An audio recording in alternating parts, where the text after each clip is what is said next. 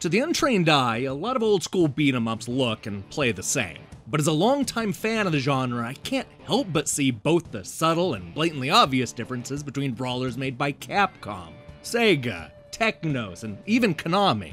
These are the companies most modern developers mimic when they go to make a new beat-em-up. So I was a little surprised when the new game Raging Justice took a completely different path that reminded me a lot of what Atari was doing back in the day. I'm still not sure how I feel about that.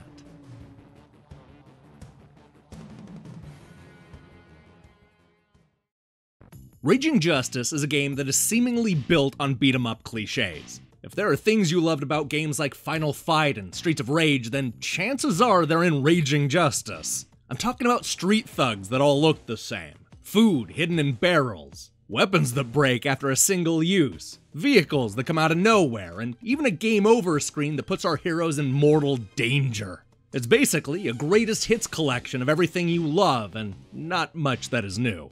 Even the story feels like it was lifted straight out of a 30-year-old brawler.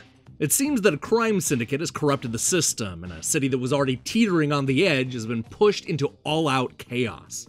The good news is that there are 3 cops ready to step in and clean up the streets. This includes a 42-year-old veteran of the force, a badass woman with a killer conviction record, and a 15-year-old kid who is sick and tired of the gang violence. It's up to them to save the day by kicking, punching, and, well, mostly just kicking and punching.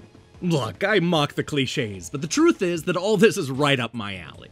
This type of old-school brawler is like comfort food to me, and I'm normally ready to eat it up without any questions. But there was something about Raging Justice that just felt a little off. It reminded me a lot of what Atari was doing in the 1990s with games like Pit Fighter and Guardians of the Hood. The character sprites aren't digitized like those old games, but the jerky animation and stiff gameplay reminded me a lot of those Atari games in all the worst ways. The combat basically boils down to punching and kicking, with a couple of air moves and a special spinning attack that'll take away a little of your health. You'll also be able to dash in 4 directions and use the various weapons lying around to take out the bad guys. Perhaps the most interesting wrinkle is that our 3 hero cops can arrest stunned enemies for a health boost. Unfortunately, that's about all there is to the gameplay. There aren't many moves, and it feels a bit limited, even when compared to a lot of the brawlers in the 1990s. I think that's what ultimately frustrated me about Raging Justice. On one hand, it does a good job of adhering to the beat-em-up checklist, giving gamers pretty much exactly what they expect every step of the way. But that's also the problem. There was never a point where this game found its own identity, and that started to get to me as I went from one familiar location to the next. There are no surprises to be found here, because every stage, weapon, enemy, and boss feels like it was pulled straight out of a better brawler. Of course, this isn't the first beat-em-up to make shallow fighting with predictable levels. The truth is, I'd probably be more willing to overlook a lot of these problems if only the gameplay was better. It's more than just clunky controls and stiff animation, because it often feels like everything on the gamepad is too sensitive. I found myself constantly rushing at the enemies and sidestepping by mistake, almost as if every press of the analog stick and D-pad was registering twice. This is even worse in the menus, where you'll cycle through the options without even touching the controller. This is a problem that persisted with 3 different DualShock 4 controllers, and I was never able to recreate the issue outside of the game. Hopefully this gets addressed in a patch. Now, despite having a lot of problems with Raging Justice, there is one thing that I really liked. Every level has a set of optional challenges to complete, which includes everything from confiscating a certain amount of cash, arresting a number of thugs, or hitting multiple bad guys with a bat.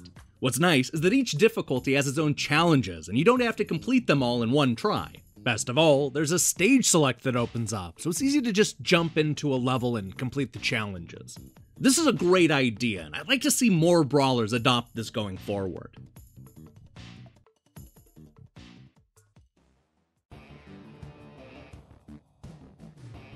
If what you're looking for is a fun little beat-em-up that doesn't stray too far from the genre's cliches, then you'll probably get a few hours of enjoyment out of Raging Justice. Between the different levels, difficulties, and challenges, there's enough content to keep fans engaged. But by sticking so closely to the brawler roadmap, the developers have forgotten to give the game its own identity.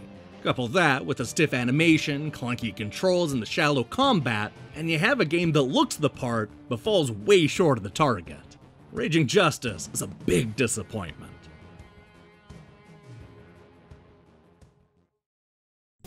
Hey, thanks for watching our review. So here's the question of the day. What's the most disappointed you've been with a video game?